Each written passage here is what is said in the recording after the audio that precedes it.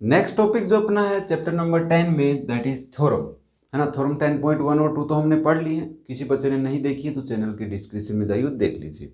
तो 10.3 और 4 आज हम डिस्कस करते हैं। और प्रूफ भी मैं तुम्हें बताता हूँ कि कैसे प्रूव कर सकते हो। अगर मे भी एग्जाम में तुमसे कोई पूछे या टेस्ट में कोई पूछे तो कैसे प्रूव करोगे। तो बातों को बेसिक से पढ़ते हैं, बड़े प्यार से समझते हैं क्या कर रहा है। The perpendicular from the centre. अब ये सेंटर किस में होता है भाई? सर्किल में। ओके, परपेंडिकुलर का मतलब क्या होता है? 90 डिग्री। तो एक बार छोटे से डायग्राम से मैं तुम्हें समझाता हूँ। ये सेंटर है हमारा ओ, तो इसने परपेंडिकुलर किया टू ए कोड। तो इसमें कोड क्या होती है? सरकमफेरेंस। या सरकमफेरेंस पे 2 पॉइंट लेते हैं। ये जो लाइन सेगमेंट बनती है ना, distance between 2 point on a circumference of a circle is known as कोड। तो उसके ऊपर अगर तुमने परपेंडिकुलर किया है तो वो जो कोड को कौन बाइसेक्ट करेगा? जो परपेंडिकुलर है सेंटर से। तो सेंटर से अगर तुमने सर्किल की किस पे, कोड पे परपेंडिकुलर ड्रॉ कर दिया तो ये परपेंडिकुलर इस पर्टिकुलर कोड को 2 इक्वल पार्ट्स में डिवाइड करता है। ये तुम्हें प्रूव करना है। वो ऑब्वियसली करता है तभी प्रूव करवा रहा है। तो कैसे करेंगे? तो हम सबसे पहले एक सर्किल लेंगे। सर्किल पे नहीं जाना है तुम्हें कि अच्छा बना है कि बुरा, है ना। ये सेंटर है और ये हमारी कोड, और हमने इस पे परपेंडिकुलर ड्रॉ कर दिया। That is O. Let A B is a कोड। तुम कहोगे कि ए बी हमारा कोड है और ये पी पे परपेंडिकुलर है। O P is perpendicular on A B. तो गिवन क्या है हमें?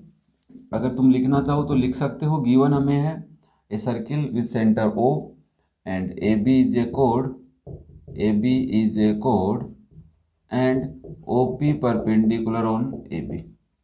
ओके। और टू प्रो में तुम लिखोगे A P is equal to P B and O P is perpendicular bisector of A B. तो ऑब्वियसली परपेंडिकुलर तो हमें गिवन है और बाइसेक्टर हम ड्रॉ कर देंगे। तो अब प्रूफ में देखो, तुम सबसे पहले क्या करोगे, या कंस्ट्रक्शन इसमें कुछ करना पड़ेगा हमें। तो कंस्ट्रक्शन में तुम लिखोगे कि सर हम कंस्ट्रक्शन में लिख देते हैं या कुछ बता देते हैं इसको कि भाई डायग्राम ट्राइंगल तो बने, वरना तो हम कैसे करेंगे। तो ओ से पी तक ज्वाइन करेंगे और ओ से बी तक ज्वाइन करेंगे। तो हम लिखेंगे join O A and O B. अब ज्वाइन करने पे क्या बनेगा? 2 ट्राइंगल बनेंगे। पहले का नाम होगा बेटा triangle O P A and दूसरे का नाम होगा ट्राइंगल ओ पी बी, है ना। मैंने सोच समझ के लिखे हैं तो ये प्रूफ में हम लिख रहे हैं भाई। तो प्रूफ में तुम सबसे पहले लिखोगे in triangle O P A and O P B. इन दोनों में क्या है? ये जो लाइन है ये इक्वल है। क्यों है भाई? बता पाओगे मुझे? यस, तुम कहोगे ये क्या है? रेडी ऑफ सर्कल्स या रेडियस ऑफ सर्कल, है ना। इस ट्राइंगल में भी रेडियस है, सेंटर से सरकमफेरेंस है बेटा। सेंटर से सरकमफेरेंस है, रेडियस होती है ऑब्वियसली। तो दोनों रेडियस इक्वल है, means O A is equal to O B. तो you can write here O A is equal to O B है भाई। पहली बात, 3 चीज़ें चाहिए अपने को कॉन्ग्रुएंट करने के लिए। दूसरा ओ पी है वो कॉमन है। O P is equal to O P common है, लिख लेना यहाँ पे कॉमन है क्योंकि हमने बार बार लिख चुके हैं चैप्टर नंबर 7 में, है ना। और थर्ड थिंग, दोनों में 90 डिग्री एंगल है। कौन सा एंगल है? Angle O P A is equal to angle O P B is 90 degree, यहाँ पे लिख सकते हो तुम। अब रूल कौन सा लग रहा है? साइड साइड साइड तो नहीं है, साइड एंगल साइड भी नहीं है क्योंकि बीच में एंगल आना चाहिए था, इधर भी नहीं है। तो right angle hypotenuse side R H S, इसमें भी आर हाइपोटेन्यूज और side R H S rule से। तो तुम कहोगे by R H S congruence rule. कौन सा रूल है बेटा? R H S congruence rule.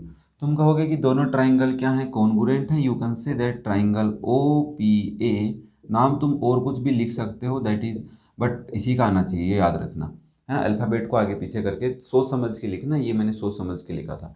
तो हम यहाँ पे by C P C T से हम क्या कह सकते हैं कि सी पी सी टी से हम ये भी तो कह सकते हैं कि बाकी पार्ट्स भी इक्वल होंगे remaining, means this angle is equal to this angle, this angle is equal to this angle. Okay, but हमें तो साइड चाहिए, that is P A, that is A P is equal to P B, that is B P. देखो second third से लिखे हैं। तो obviously तुम इसको प्रूव करने के बाद हैंस प्रूव लिख दोगे तो भी सही है, वरना तुम लिख देना therefore O P, yes perpendicular from the centre of a circle to A code bisect the code. Okay, कर सकते हो, कोई डाउट नहीं होना चाहिए। अगर कोई छोटा मोटा डाउट है, हाँ ये हो सकता है कि बेसिक बात ही नहीं पता परपेंडिकुलर क्या होता है, कोड क्या होता है, तो भाई प्रीवियस वीडियो देखो, डिस्क्रिप्शन में लिंक है, समझ लेना, हो जाएगा, है ना। अब नेक्स्ट थ्योरम देखते हैं 10.4। उसमें क्या कह रहा है और हमें क्या करना है।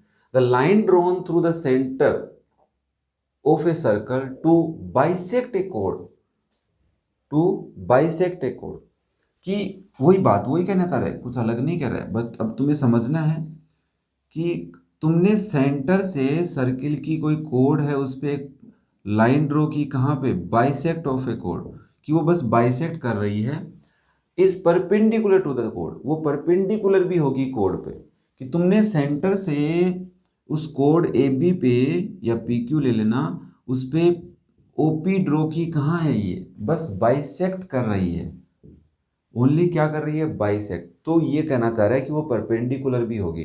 तो तुम कहोगे ठीक है हम प्रूव कर देते हैं, गिवन। अब चेंज हो गया, तुम लिखोगे ओपी इज बाइसेक्ट कोड AB only, that means AP is equal to PB, तुम्हें गिवन है अब की बार, this is given. Okay, and proof में क्या लिखना है, angle O P A is equal to O P B is 90 degree, this is you can write in give proof में, टू प्रूव में, प्रूफ में नहीं टू प्रूव में, और दिस इज गिवन। ठीक है, अब तुम्हें कंस्ट्रक्शन में सेम पॉइंट लिखना है, join O A and O B. अब तुम बताओ दो ट्राइंगल बनेंगे, तो फिर से तुम प्रूफ में क्या लिखोगे, in triangle O P A and triangle O P B.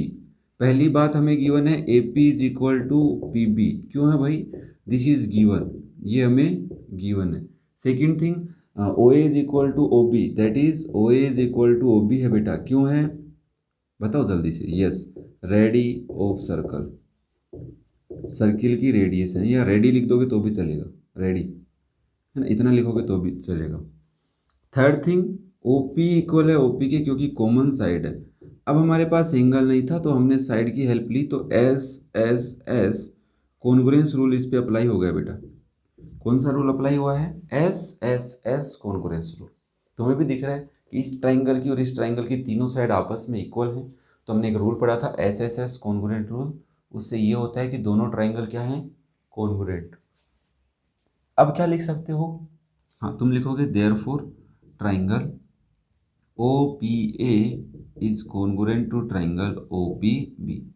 अब तुम्हें एंगल लाना है, क्या लाना है, एंगल।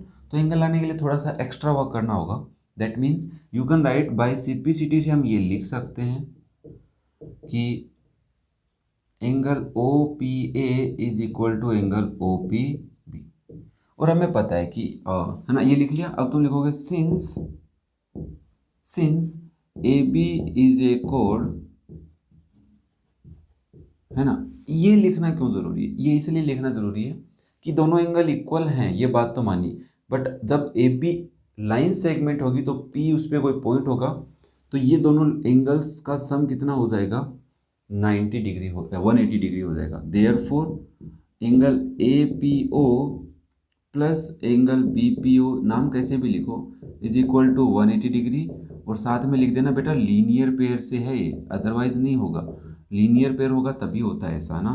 तो तुम यहाँ पे लिखोगे तो क्या लिखोगे, by equation 1, may be you can write here by equation 1। तो बाई इक्वेशन 1 से तुम क्या कह सकते हो कि इक्वेशन 1 से हम ये भी कह सकते हैं दोनों एंगल इक्वल हैं, तो तुमने लिखा ए पी ओ और उसकी जगह भी ए पी ओ लिख दिया, किसकी जगह, बी पी ओ की जगह, इज 180 डिग्री, और ये दोनों इक्वल है, तो two angle A P O is equal to 180 degree बेटा।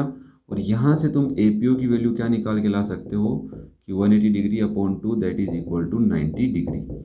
तो इससे मतलब ए पी ओ अगर 90 डिग्री है तो बी पी ओ भी क्या होगा, 90 डिग्री। और इस बात से अगर ये दोनों एंगल 90 डिग्री, ध्यान से समझना भाई, थोड़ा सा बेसिक बातें हैं, 90 डिग्री हैं, तो हम ये कह सकते हैं कि ओ P is perpendicular on A B, therefore O P is perpendicular A B. सो हम ये कह सकते हैं कि line drawn through the centre, centre से ऑफ ए कोड, एक कोड के ऊपर, is bisect the code and perpendicular to the code, you can write here hence prove also. तो मुझे नहीं लगता इससे स्लो और इससे इजी वे में मैं तुम्हें और कुछ समझा सकता हूँ। और इससे बेसिक कुछ बचा भी नहीं है ना। मेरे हिसाब से मे भी तुम्हें लगता है कि कोई टीचर अच्छा पढ़ा तो हो सकता है बेटा, है ना। तो बातें तुम्हारे को क्लियर होनी चाहिए, बस खा पी के यही बात समझ में आनी चाहिए कि बातें तुम्हें क्लियर होनी चाहिए। तो मेरे हिसाब से क्लियर हो गई है। फिर भी अगर कोई बच्चा लगता है, डाउट है, ये बात समझ में नहीं आई, कमेंट करो, फर्दर वीडियोज़ में हम उसको कवर कर लेंगे, ठीक है। और अगर प्लेलिस्ट में वीडियो पहले से बने हुए हैं तो लास्ट में चेक कर लेना। नया वीडियो कोई नई टॉपिक का, नई एक्सरसाइज का होगा तो प्लेलिस्ट में मिल जाएगा, है ना। इसी के वीडियो के डिस्क्रिप्शन में चेक करो, चैप्टर की प्लेलिस्ट मिल जाएगी। ओके बेटा, थैंक यू।